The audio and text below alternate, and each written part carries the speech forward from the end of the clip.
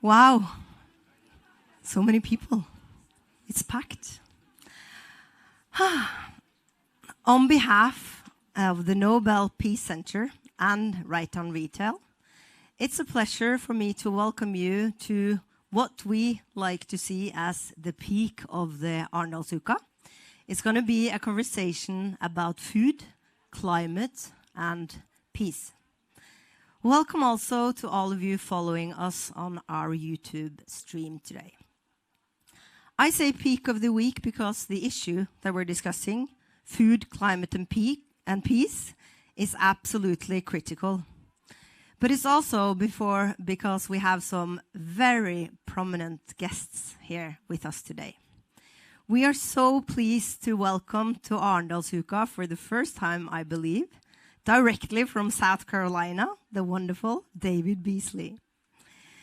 Mr. Beasley has just left the United Nations World Food Program, where he served as executive director for 6 years, I believe, and where he also received a Nobel Peace Prize for the World Program's work.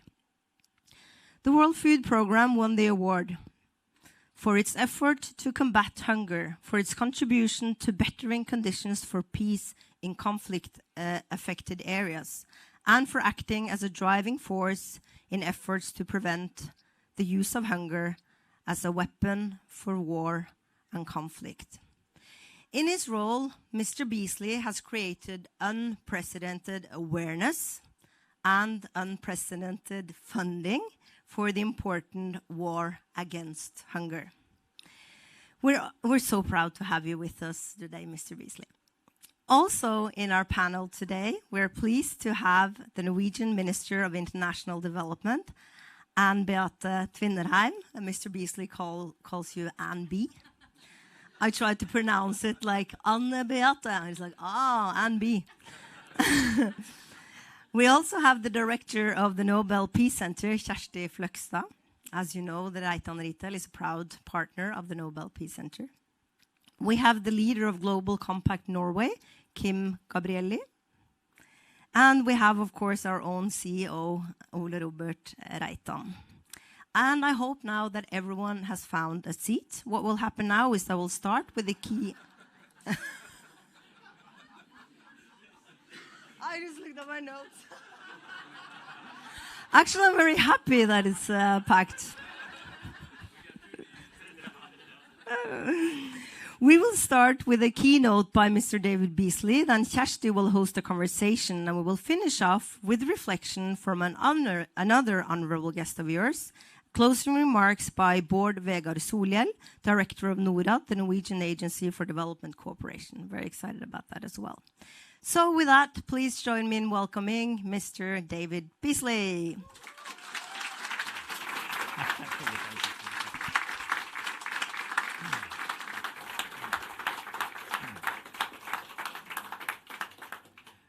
It is so good to be here. And the weather, oh my gosh.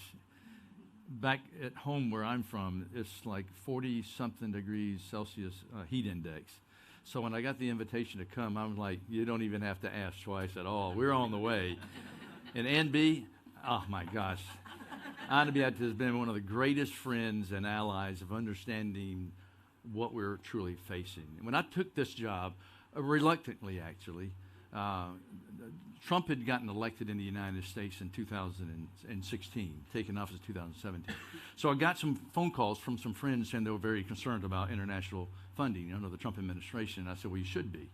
And they said, would you consider taking a role? I said, no, I'm not interested in any role at all. I'm happy doing what I'm doing. So anyway, some of my Democrat and Republican friends in the Senate and House said, you've got to do this. You're the only one that can really reverse the thinking, because this is effective strategic aid that stabilizes nations, saves lives, and prevents mass migration, and it is absolutely vital to worldwide stability. And I'm like, well, tell me more. And so anyway, at the time, the World Food Program funding was about $5-point-something billion. And with Trump cutting out the budget as to the World Food Program, our fundraising would have been $10 million per day. And so you can imagine it was a very big issue.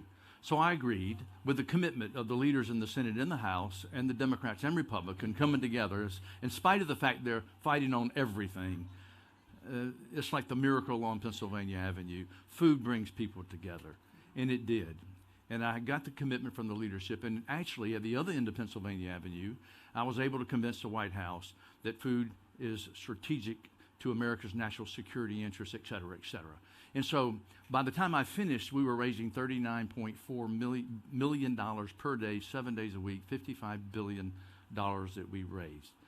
And I don't think we would have achieved that had it not been for the Nobel Peace Prize Committee that gave absolute clarity to an issue that was not getting its fair shake. I was out there drumming up as much political and media support as I possibly could. But in today's world, it's hard with the social media, the propaganda, and so much distraction to bring what I call icebergs in front of the Titanic versus broken wine glasses in the ballroom. And so I couldn't get the leaders to fixate and focus. But the Nobel Peace Prize Committee did two extraordinary things. One was, thank you, World Food Program, for your women and men who lay their lives on the line every day to help bring peace and stability to nations using food. The second was, I do believe, they clearly understood from my messaging and tweets that the perfect storm was coming upon us. And what we were seeing is just the beginning of a storm that we were going to have to face with every fiber that we possibly had. And so when I took this role in April, stepped into the position April 2017, there were 80 million people marching toward starvation, not knowing where their next meal would come from. Chronic hunger is a different story. But I'm thinking 80 million people out of a population at the time of 7.6, 7.7 billion. Wow. Former United States governor, set goals, benchmarks, measurables, we'll execute a plan. I'll eliminate the need for the World Food Program. That was the way I was thinking. Because most people don't realize it, but 200 years ago, there was a population of about 1.1 billion. Now, of course, it's about 8 billion. But the extreme poverty rate was between 85 and 95%. Think about that, of the entire world. Today, less than 10%. So we have built systems, particularly empowering the private sector to hire more people, share more wealth, than any time period in world history. So that is fantastic and great news. Now, try telling that 10% that we haven't reached yet that it's all so well and good. But you don't tear down the system that's reaching the 90 to reach the 10. We have to, with all of our heart and our mind and all of our experiences, do what we can to reach that final 10%. Now, having said that, in the last few years, we've actually been going backwards. So 80 million people, within 2 years, the number had jumped to 135 million. Why? Man-made conflict. This is, again, about 2019. Man-made conflict and climate shocks. Climate. And I would tell people, look, you can debate what's causing it all day long, but come with me and let me show you the droughts, the flash flooding, and the impact that it's having on the poorest of the poor in Asia and Africa, the Middle East, etc. Well, COVID comes along. Bam. The number went from 135 million to 276 million people not knowing where the next meal's coming from. But COVID did more than just impact the poorest of the poor in that way. It created extraordinary debt in developing nations, which we'll go into in just a little bit. And so just when you think it couldn't get any worse, and of course, I got this phone call. You know, you just don't get a Nobel Peace Prize phone call often. So we actually thought we would get it the year before. And so everybody was all, getting ready, I was going to be in Rome right there prepared with the suit and just in case, and it didn't happen. And I told my team, do not ever think about this again. Never. Focus on what we do. If it happens, thank goodness. And so I was in the middle of Niger. I mean, Niger, if you've been reading about Niger lately, you can see why I was in Niger, because I had Al-Qaeda, had ISIS. We were trying to move food into certain places, and if you can't get the food in, well, they recruit by denying people food and medicines. And, it's not like you can jump in a car here, you don't have food, and you can drive up to Oslo or anywhere you want to, Vivian, anywhere, and you'll find food. Well, it's not like that there. And so I had mothers telling me, Mr. Beasley, my son, my husband didn't want to join ISIS or Al-Qaeda, but we hadn't fed our girl in 2 weeks. What were we supposed to do? And so they use food as a weapon of war, of division and destruction, like we're seeing now in the war in Ukraine. And so I was in there just having a very visceral meeting with the military leaders, pounding them. I've got to get access. You've got to allow me to get in here to reach these people. Otherwise, ISIS and Al-Qaeda and extremism is going to grow and grow and grow. And it is a pretty, and Andy can tell you, I'm a real positive guy, but I can be pretty tough guy when it needs to be. As we would say, turn the temple table over from time to time. And so I'm just pounding, and all of a sudden somebody busts into the meeting room. And I look up and like, what the heck are you doing busting in this room? It's my guy. Nobel Peace Prize. And I'm like, yeah, great. Who won it? You did. We did. And it was an incredible day. And I am so grateful that I was in Niger. What better place in the world to receive the news and be able to speak to every major news outlet in the world from one of the most devastating countries on the planet that was facing extremist groups, destabilization through climate impact, and we had extraordinary successful programs because of friends like Norway that was giving us not just more money, but more flexible funding to achieve what we needed to achieve, and I'll get into that. So we get that phone call, amazing things happen. The world began to become aware.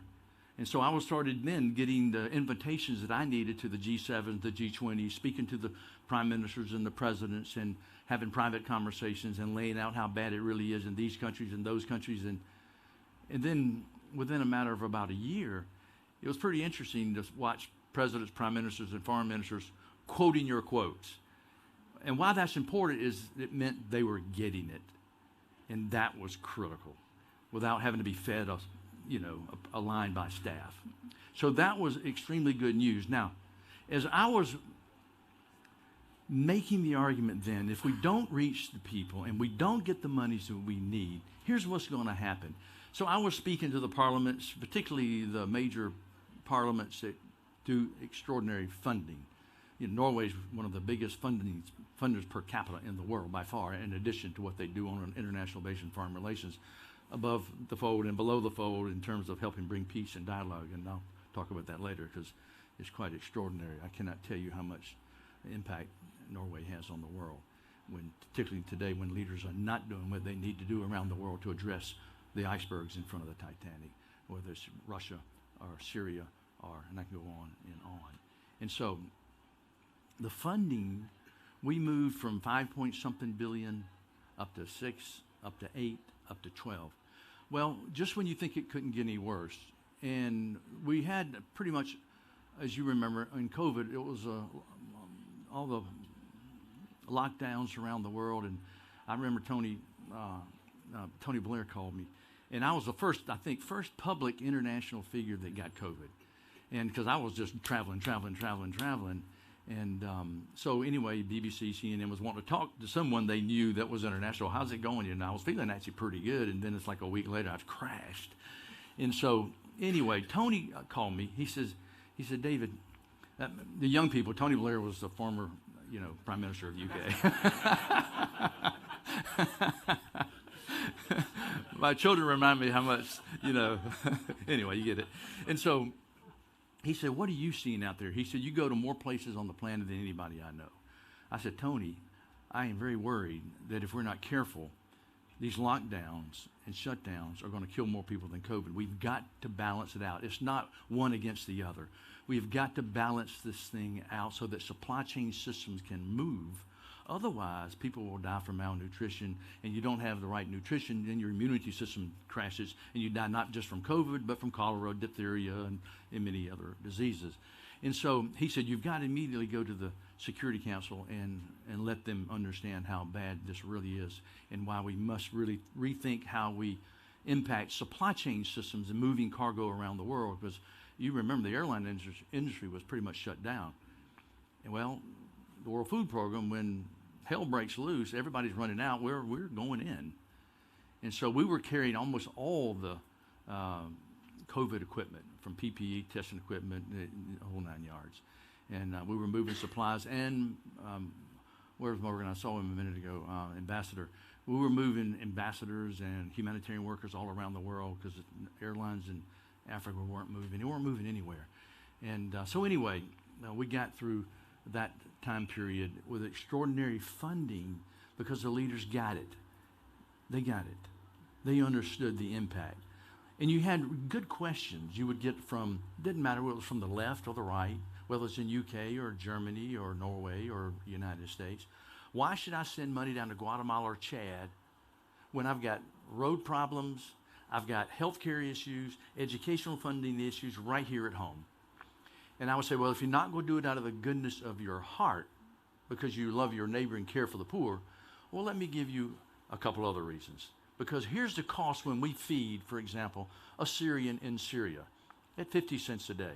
That same Syrian, who, by the way, when you feed like we did last year, 160 million people on any given day, week, or month, like if I fed everybody in Arendal every day for 2 years, I'd know what's going on in your city. I can tell you pretty much everything that's going on, the good, the bad, and the ugly. Well, we survey people all the time.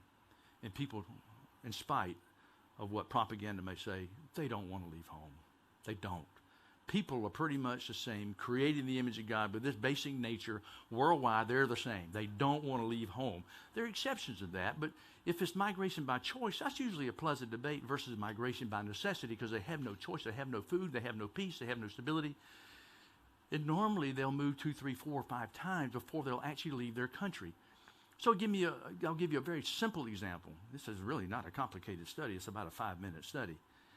Germany, 1 million refugees over a 5-year period, $175 billion, euros. That's over 70 euros per day per person. That doesn't include all the costs. Versus what? 50 cents a day. Do the math. 140 times more. Don't even want to be there. It's not they just don't like Germany, but they want to live and take care of the children. And I can assure you, every one of us in this room have children. We would have done the same thing to survive and protect our children, get them out of harm's way so they can get food. It's just the reality of life. And so people don't want to leave. And if we can reach them where they are with the programs that they need, then it's a lot cheaper. And I use the illustration, if you got like a leaking water line in the ceiling of your house, it costs you $100 to go up there and fix that leaking water line. But you don't have $100. And you think, yeah, I don't have $100, and I got this. And, well, a month later, you got to replace the oak mahogany dining room table, the flooring, the carpet, the chairs, and it's a $10,000 fix. So take your pick. It's one or the other. There's not an option C. And so with this simplicity, I've been able to make the case to the most liberal or the most conservative members of parliaments around the world that this is a good investment, as well as in your national security interest. So our funding really, we were able to move it up to $39.4 million a day. And I say that because when I got there, I had to go how I manage my time strategically every day, where I sit on the plane, how fast I can get off, how many meetings can I get in, all these things, 7 days a week, what it takes to achieve raising an extra $2, $3, $4 million per day. It's time management. Flying, 1/3 of my time was in Rome, 1/3 was in the war zones. 80% of our operations were in war zones. So we got to go there, and then I would fly from a war zone, might have been Haiti or Ethiopia or Afghanistan, and I'd fly to a capital and give a talk so that the ministers could build the support they needed for the funding or maybe the flexibility of funding to change the way we do things in certain countries. So anyway, I left you with, we were $276 million, and we think it can't get any worse. Well, Ethiopia, Afghanistan, then the breadbasket of the world, Ukraine. The number's now about 345 million people who don't know where the next meal is coming from. A different number than chronic hunger. 345 million people. So here we are. And the funding, I remember I did some pretty hard, tough TV stuff with about Elon Musk and Bezos and Zuckerberg, because during COVID, the net worth increase of the billionaires was $5.2 billion per day of the net worth increase. The cost of war is $17 trillion on our GDP, $430 trillion worth of wealth on the planet. And we've got a child dying from hunger around the world about every 4 to 5 seconds. Shame on us. Now, I believe in capitalism, but I do believe with wealth you have a shared moral obligation to engage. Now, before I get to that, we were able to raise that extra $6 billion because of countries like the United States and Norway and especially Germany and a few others that stepped up. I hate to tell you this now, but the funding level for 2023 now and 2024 is going to be less than $10 billion, maybe even $9 billion. Right now, they're cutting rations in countries all over the world. Now, one of the things that I truly believed in, and Anbiat and I have talked about this as well as with many other members of the parliaments around the world, is give me the flexibility to take that same dollar that we're just feeding people, because I can assure you that most people that I know, I say most, probably about all, they don't like handouts. They want to take care of their own families. And if you want to understand capitalism without going to Harvard Business School, give the tools to an African woman. And I can assure you, I have seen it firsthand. It's the most inspiring thing I've ever seen in my life. I could sit here and talk for hours about that. So particularly in places like in the Sahel, Niger, Mali, Burkina Faso, Chad, Sudan, South Sudan, where we can come in, and I felt like every able-bodied adult, because every mother, father that I met in these very devastatingly poor areas, they want to grow their own food, take care of their own families. Because smallholder farmers grow 75 to 80% of the food, like for example in Africa.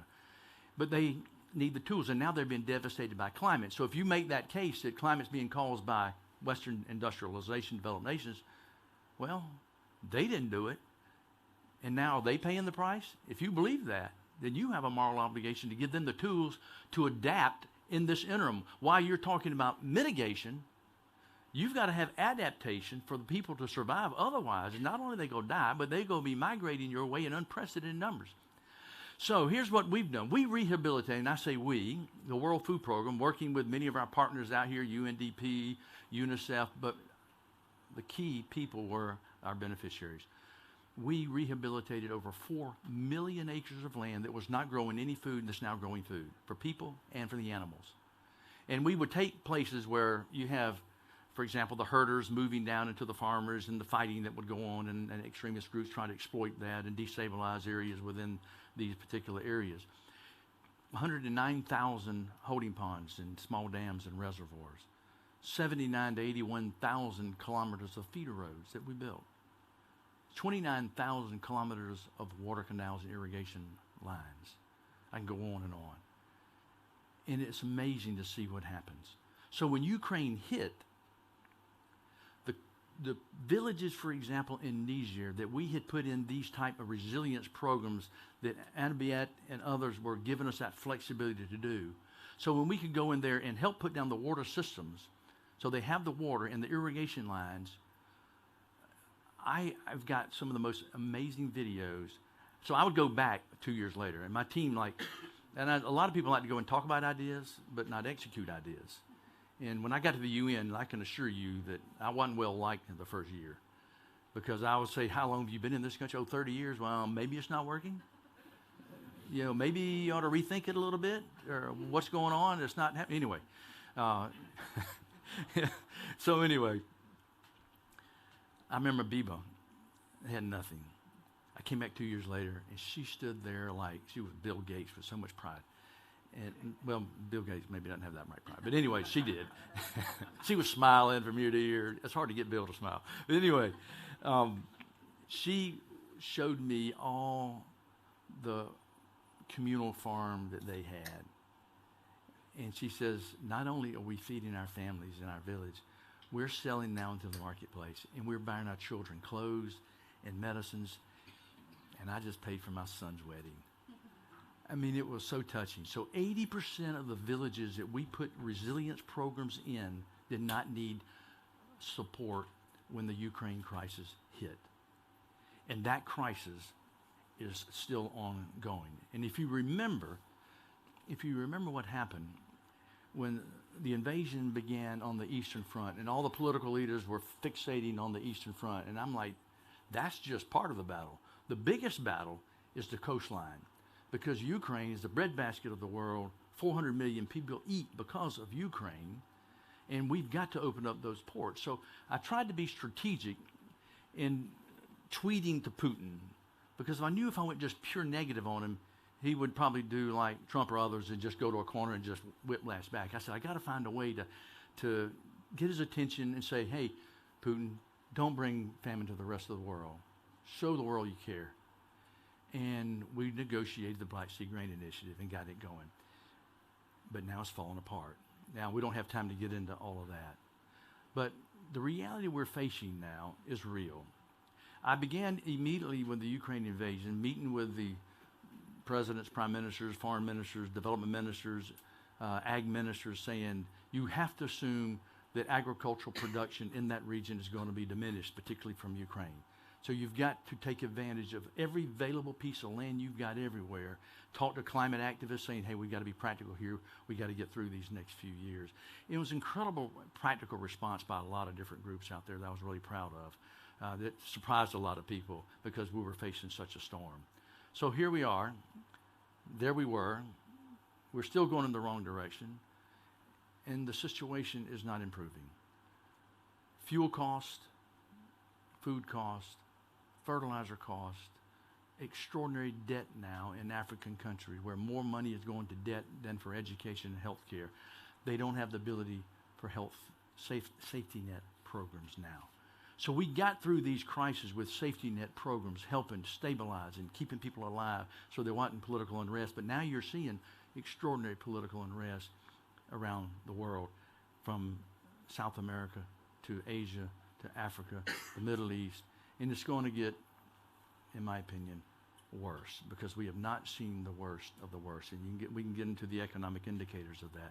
Now, when you compound that with the fact that the World Food Program's funding is dramatically dropping, I would say, if not the end of this year, next year, it's going to get really, really bad.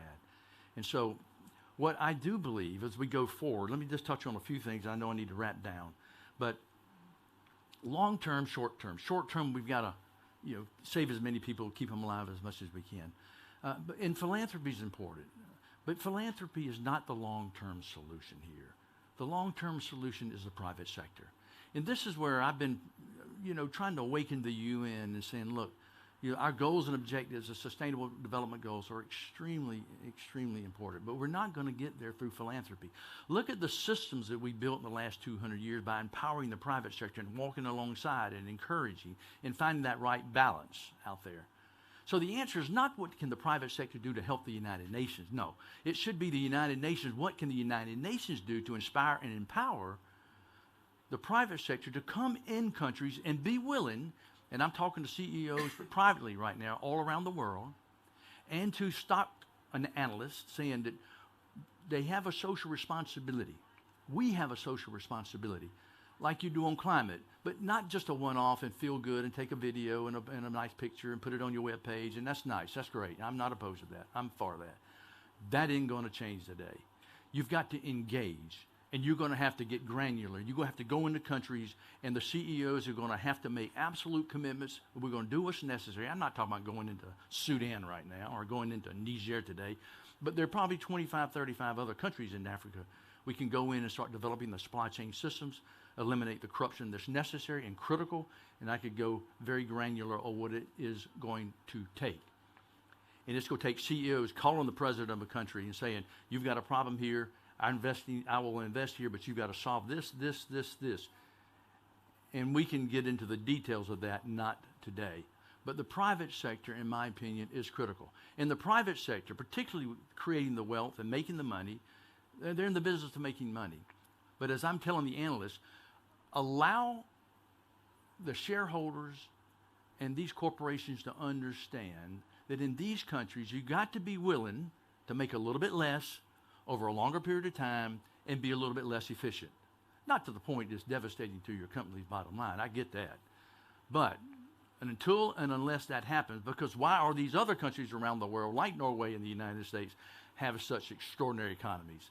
because we have built systems and supply chains and rule of law that allow for market opportunity from anyone on the planet, and we just need to give them the tools and get out of their way. And so my question to the United Nations is, what do you need to be doing to empower and inspire private sector?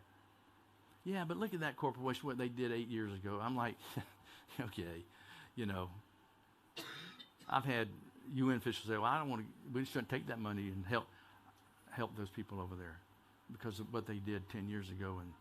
And I'm like, you know, if I got all the money I need, I might take that argument. But I got 1 million people over here who go starve to death. And I want you to go stay with them and starve with them. Get off your little ivory tower and tell me you think that's what you ought to do. It's not a perfect world. And the world is very divided right now. And we got to be more forgiving and loving and caring than any time period. So let me end right this. I was doing a major, 60 Minutes in the United States, probably the most impactful documentary program probably in the world. And so Scott Pelley and I were doing a heck of a tough story, and it broke open the Yemen crisis on the coalition of the blockade in Hadeda in 2017 and 18. That's another story. But so we were doing the interview, and it was a 30-minute, just massively powerful program. I had more senators in the White House calling me, said, my granddaughter came running, Daddy, Granddaddy, you can't let them die, you know. And so within a week, we had the blockade down. But anyway, Scott said at the end, we're taking the mic off, he said, Governor Beasley, and Scott and I have known each other. He said, you've got the greatest job on the planet, saving lives of people. And I said, Scott, I do. But I'm going to tell you something that's going to bother you. And he looked at me like, what could that be? And I said, Scott, I don't go to bed at night thinking about the children we saved. So I said, Scott, I go to bed at night brokenhearted over the ones that we can't reach because of lack of money.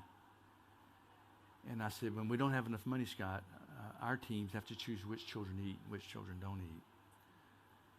We have to take food from the hungry children to give to the starving children. I said, how would you like that job? And of course, like anyone, he was just blown away. He said, oh my God, I never thought about it. And I said, well, we don't have to think about it. We have to act on it every day.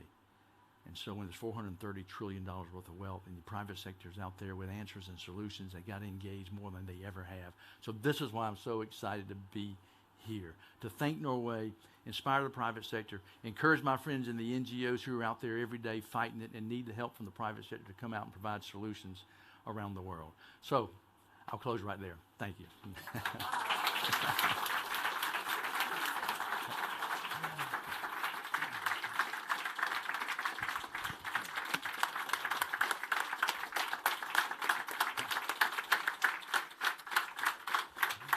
Wow. Thank you so much, David. You're a rock star. Oh, this is so touching. And now we're going to have a panel dialogue. And I'm so proud and happy to announce. But first, I perhaps should say who I am. I'm Kjersti Fløgstad. I'm the director at the Nobel Peace Center, and I'm going to host this dialogue now for some minutes. And with me and with David on stage, we have the Minister of International Development, Anne Beate Tvinnereim. Welcome up. And we have Ole Robert Reitan. You can stay there. And then Ole Robert, you come over here. And then we have Kim Gabrieli, the head of the UN Compact Norway. Give them a big hand. And with all this you covered within this very short, the time flew when I was listening to you. So where do we start? Anne Beate, would you like to share some thoughts? And you're actually on that ship looking at the iceberg, aren't you? Mm. And what's on your horizon, and how do you deal with this? What is your strategy to step up and continue? I can tell you it's keeping me up at night, just as it has with David for many years. But we knew since 2014 that the numbers of starving people in the world was exploding, really. It was the first sustainable development goal that started to sort of backdrop. And unfortunately, we needed a war on our own continent to sort of really realize how things are interconnected here. But one thing that Davis has taught me is that, never waste a good, what you call it? Good crisis. Good crisis. Yeah. Because at least there is momentum now, because people are seeing, food security is finally being raised at the international arena, and David Beasley is definitely one of the heroes behind how we managed to make that happen. And there are a couple of things that I'd like to mention as David's legacy. One is to connect the dots between food security and national security. For us, we take our food security for granted. But if you talk to an agricultural minister in an African country, he doesn't talk about food security. He talks about national security, because he sees that connection about how instability increases when people don't know where they're going to get their next meal. And another thing that I'd really like to stress is how we need to step up on resilience, and how really David Beasley turned WFP around to think preparedness, resilience in everything we do.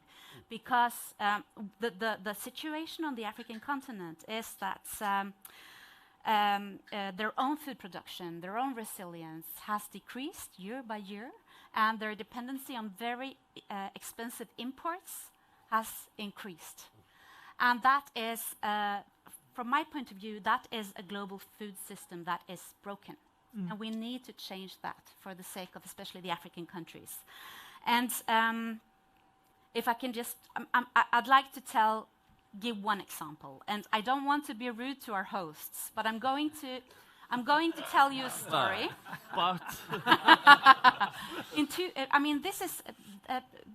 We've been in this situation before. We were here in 2008 when food prices around the globe soared. And we had the same kind of international food system where Norway and Ethiopia or Somalia or Kenya relied on the same global food supplies. And I worked in Mozambique at the time, and I remember how when the prices of rice, a staple food in Mozambique, tripled basically overnight, and we had social rioting in the streets. I had to be in house arrest because it was too dangerous to walk around, because when people don't have food, they become angry. And around the world, in many Asian countries, they put in place very strict penalties for stockpiling, to try to get the food out there. And I sat in my house arrest, and I read one of the online newspapers, Norwegian newspapers, and I saw how Rema 1000 could calm down the Norwegian consumers because they had been able to stockpile some rice from the global market, so that Norwegians could, we could rest assured we would get our Friday taco. Yeah. And it just goes to prove, this we need to invest in self-sufficiency in many of these countries so that they become less dependent on these global food systems, because rich countries like Norway will always get food from that market, but these countries won't.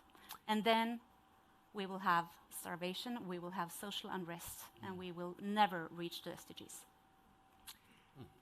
Do you also share David's belief in the private sector? What is your thought about? He says market, yes. The system, food system is important. What are you thinking, and how do you think around that? Of course. So we are never going to feed the world without private sector.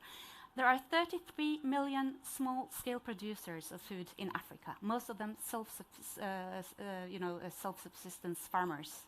They never get to produce for a market, but they are businessmen that could not only produce for their families and their local communities, but they could create jobs along value chains if they were able to supply the local and regional markets. And it's a great investment because the African continent imports food for 75 billion US dollars a year. Imagine if they could use that money creating jobs and livelihoods for their own producers. So that's how we need to turn things. And then we really need private sector. So what do you think, Ole Robert? Is it a good investment? Is it possible? Definitely. Do you have any examples? Or I think, first of all, I have to say that I'm extremely proud that we are hosting this event. Isn't this fantastic? And then I'm scared to death by David's intro here for the 30 minutes that you started, and also a little bit confused because we have. I'm so blessed to be a food producer, food distributor, food promoter. We have food consumption, food waste as maybe the most important issue on the planet, not only for hunger and starvation, but also for the environment, for public health, and so many questions. So I'm right in the middle of, I feel, almost everything that matters in a way. And that gives me also a little bit of confusion and some questions here because we are always talking about environment. ESG for us right now is mostly about sustainability. And if we want to make sure that we as a private sector can help and encourage production and healthy businesses in Africa, in South America, in Asia, we need to import more.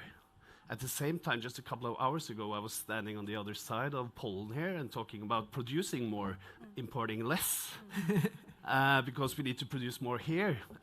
For example, we want to exchange palm oil and soy oil with proteins that we can grow here. So, and if we were to reach that goal, we could reduce the import of soy and palm oil from poor countries that needs to produce more, not less. So you have to help me to find the answer on that question, because right now I'm gonna, every year in Arendal I get a little bit wiser. Now I feel just very, very stupid at the moment. I call people like you. No, but you told me actually yesterday that you don't see any conflict between producing more in, for instance, in Norway, be even more self-sufficient than we are now, and still being a part of the big international problem. No conflict at all. You know, African production, because they're importing food, which they should be, number one, feeding themselves. So this will sort of, you have a short-term, long-term goal. First is stabilize smallholder families so they're not exploited by extremist groups and have to migrate or die or yield, this kind of thing. First, stabilize them and give them the tools they need to feed their families. Two, help the country grow enough food so they feed their country. Three, all that going on, then let's see what we can do to help that country sell food in the region. Now, Africa can feed the world, but that's a long way from now. In the meantime, what can we do to help stabilize Africa?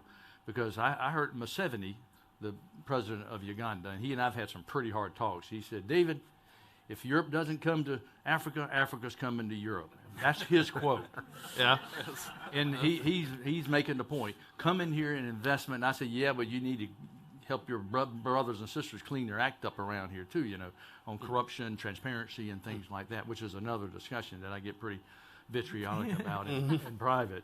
But I don't think it's a competitive issue at all, because we've got to increase production. What does Norway need to do? What does the rest of the world need to do, and especially every country, every region, to identify which minerals or resources would jeopardize our national security if a rogue country decides to exploit their possession of these particular minerals? Well, obviously, in the most recent few years, 2 years, people are understanding. So what do we do on agricultural fertilizer production so that you're not held hostage? Because as I've said, worldwide, for example, on fertilizer, because Russia is the #1 producer of fertilizer in the world, of export base products and materials. I said, I don't care if you love or hate Russia. You don't get their fertilizer, I can assure you that half the people on the planet will not eat next year. And last I've heard, you can't go a few weeks without eating. So you've got to figure this thing out. In the meantime, because you can't go in and increase fertilizer production overnight. I know Yara's here, amazing partners of helping fight through these issues, of reaching people around the world, because fertilizer doubles the production of food around the world.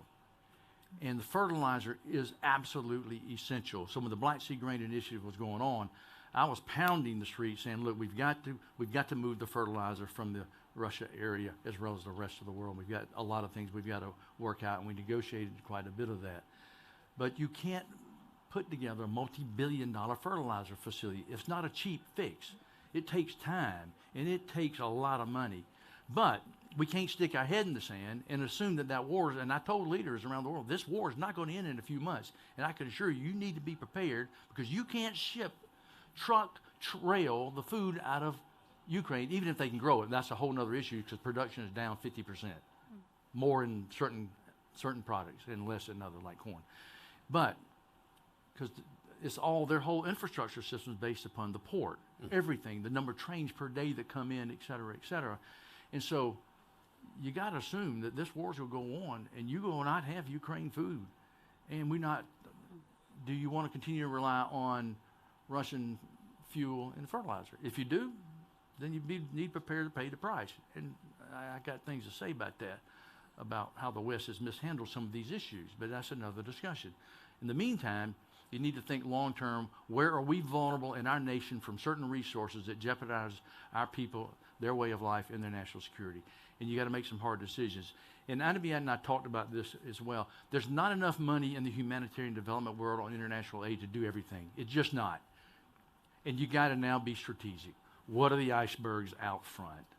And you got to be willing to say no to friends. Say, look, I know you want a nice new couch in your house, but the house is burning down, and we'll fix that later. In the meantime, let's put the fire out and save our whole system. So anyway. So no conflict. That's good to hear. No but conflict. now we had another issue with the sanctions. And Kim, what do you think? What's the last thing you Yeah. were saying, David? Because I don't know if you... Let's put it into the larger perspective here. So the revenue of the World Food Program is the same as Reitan Retail. Nothing bad about Reitan Retail, but it's a relatively small retail chain in the world compared Relatively small. compared to Walmart, I think, if I may say so. And I think this is the fact, guys. One retail chain from the Nordics is the same amount of money as the World Food Program has in a good year when there's crisis. And this is the starting point of this discussion.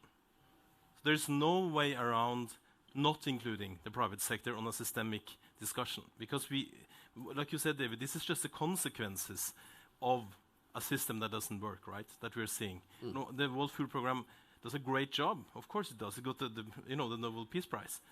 But the starting point is that the UN has to start talking and working with the private sector. And that's the UN Global Compact is trying to start that discussion. But this is exactly what we haven't been doing for several years. I mean, you have done it with World Food Program when you were there. I mean, you really did. You were a pioneer in this work. But this is really the starting point. And yes, because David actually challenged the UN to do more. And what do you actually do in the UN? Can you tell us that? What is actually happening? You are the head. You used to work in UNICEF just like myself, so there's a lot of things to say. I mean, the World Food Program, like UNICEF is doing, as an example, is with the little money they're doing, UNICEF is delivering vaccines to half of the children in the world. So the UN does a lot of great things. But it could have done much more. And I think in the partnerships, I think we see a UN that is forward-leaning now. But I think we need to have CEOs like Ole Robert, but also from many other international corporations coming together and being willing to look at the system. Because, of course, I mean, it's 30% of the emissions in the world, but it's 100% of all we're eating, right? So how are we going to approach this? And I think this is exactly where we are starting at in the UN Global Compact. We are still early on engaging in an area of food, but this is certainly one of the most important areas we have, because we need to decouple economic growth from emissions and from all the natural resources we are taking out. And that is a big chunk of that is the agricultural sector. Exactly. Henriette? No, I just wanted to go, how do we do this? Because as a minister of development, I see that yes, I have a big budget, but it only goes this far. And the needs are increasing, and it's becoming more and more urgent. So how do we use that ODA money, or that the traditional development aid, to unleash that private money? And I think there's a lot that can be done to implement guarantee mechanisms, etc., so that you are willing to take the risk to invest in markets that obviously are risky. But I mean, we have done it with success on renewable energy in many countries. We can do that on agricultural production as well. We need to help each other because ODA is only going to take us this far, but we can unleash more private investment. And I think private sector is lots of money, and it's a market creator, but not at least it's competence. I mean, logistics, for instance, a little bit, and the way that you are kind of thinking and professionalizing. And I would assume that many organizations would learn, and in partnership you could perhaps... Yeah, we have lots of know-how to export, and we are doing that, and we are prepared to do more. And I think for this relatively small company, we are actually... Sorry about that. We are 43,000 people waking up every morning, and we have found the meaning of life, I think, now, because we know over the last 10, 15 years, we have become more and more aware of the fact that we are in a business where we can actually make change. And we tell each other every day that we want to invest our time on things and projects that make us sleep well at night, because we know that we are on the way to something, and we know that we can make a change. So, and I think this is not only for us, this is the private sector in total. This is how you attract the best people. This is a part of our recruitment philosophy and strategy, to just make sure that we are doing well, so we get the best people to come and work for us as well. So I see a small light at the end of the tunnel, hopefully not the train, but there's always hope. Yeah, and creating jobs, creating livelihoods. You have you told me about this rose import. Would you like to tell shortly about that story? What? Very, very shortly, because I think we are... Yeah, but I mean, that is an example of what you... Yeah, but we have to start... We have done a lot of microfinancing in different African countries, and we are also trying to work closely with flower farmers that made you change your behavior from shopping at expensive flower stores to go to Rema 1000 to buy your African roses there. And she told me they are much better quality, half the price, fantastic. and the best thing about it is that we are actually paying the farmer better, because there are less players in the value chain between the farmer and the store. So you have a better paid farmer, and you have a better quality and a lower price at the store. And less emission, because you fly the roses less emissions directly to Norway. So it's a win-win-win. Isn't it? And these kind of partnerships and businesses is what we... So can we see more grants and help? Absolutely, absolutely. I mean, this is part of the strategy. There's no way reaching the SDGs without a forward-leaning private sector. And I want to commend not only you, but I mean, the Norwegian business is really forward-leaning and really taking social responsibility. And I see it every day in my job, and I just want to applaud that. We're such a small company. We could have discussed so many things, and apologies because I know that all of you have. But one thing that I want just to touch upon, because listening at all of you, there's something that drives you. Yeah.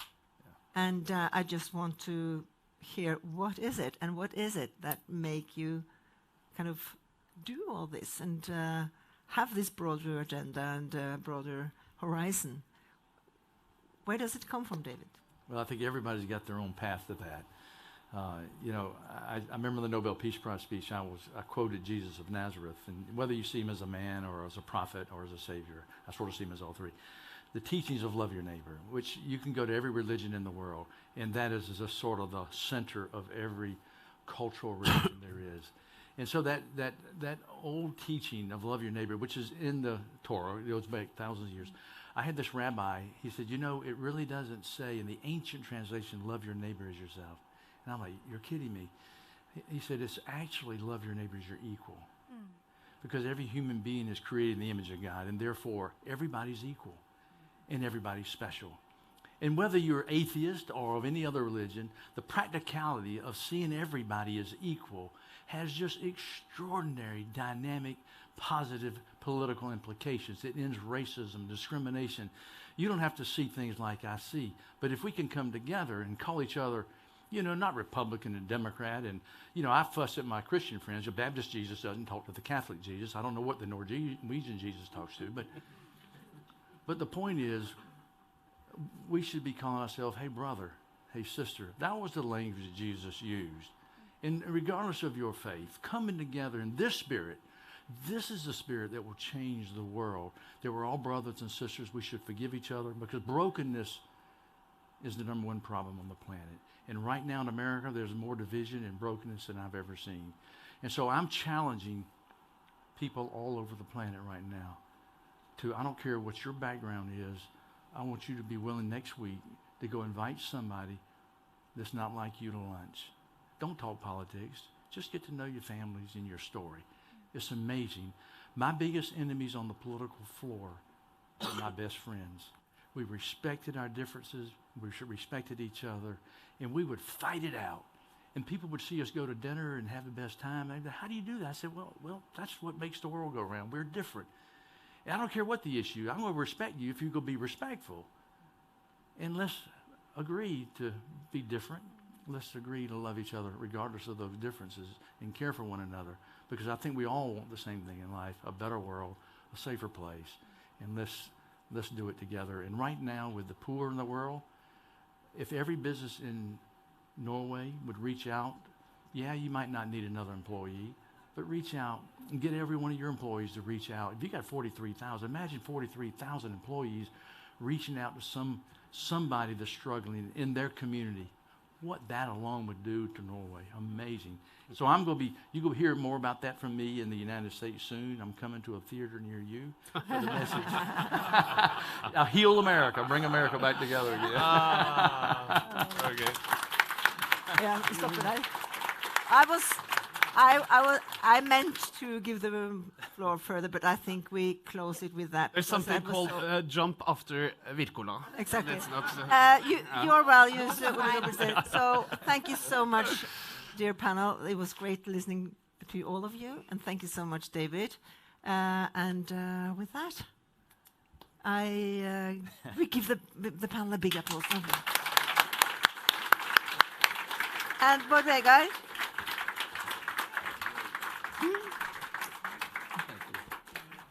Bård Vegar, the floor is yours, and I'm so curious to hear what you are going to sum up. Yeah, the truth is, I always loved being invited to do wise reflections in a few minutes, a little bit on overtime, after doing panels all day. So thanks. I've been looking forward to it. I think I'll simply, there's nothing more to say about food. Fantastic to listen to the minister and Mr. Beasley and Reitan and Gabriele. I'll simply end by a short story about hope and cooperation. Because being in this world, working with these issues, you can feel that polarization, and the lack of progress and problem is what we're dealing with. That's part of the story.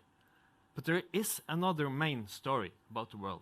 That's a story about progress and what we've been able to achieve. Because remember, in the 1950s, 2 out of 3 people globally were extremely poor. So we were 6 people here on stage. 4 of us, if we were any people, we would have had hardly anything to live by. Today, it's approximately 1 out of 10 people. China was approximately as poor as Zambia or Kenya or Ghana in the 80s, in the 1980s. Now there are hardly any extremely poor people in China. India, Mr. Nilekani, our guest is here. From 2015, more than 130 million people have worked themselves out of poverty in India. Since the turn of the century, we have halved child mortality, and maternal mortality is down 40%. And people sometimes say to me, oh, Bård, you know, it's numbers, you use all those numbers. Maybe I do. But it's not numbers to the child who lives. And it's not numbers to her mother who lives to tell the story or feed the child. It's real progress. And you know, we also have the ability to cooperate. It's not true what some people are saying, that we are, by heart, we are egoists, we're fighting out. We, as a species, we have it in us. What separates us from other species, our ability to have advanced cooperation. And look what we have been able to do in meeting the biggest challenges. We have fought pandemics. We've fought extreme ideologies, fascism or communism. We've risen after the world wars, 1 time, 2 times. We're able to do it. It's just that, you know, it is hard.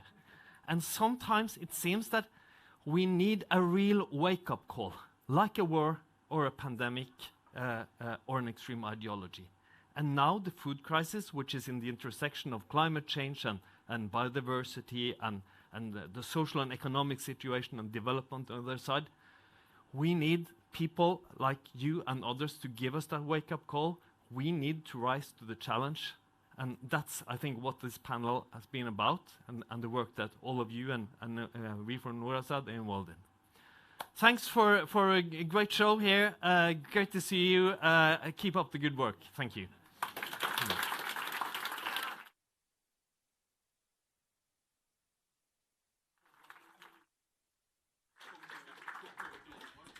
Okay, that's it for this afternoon. Thank you very much to our prominent guests, and it was a very inspiring, wonderful wake-up call for all of us. So, brothers and sisters, hope and cooperation, and all my key takeaway: all equal, all very special. Take that home with you this evening. Thank you very much, and thank you. Goodbye.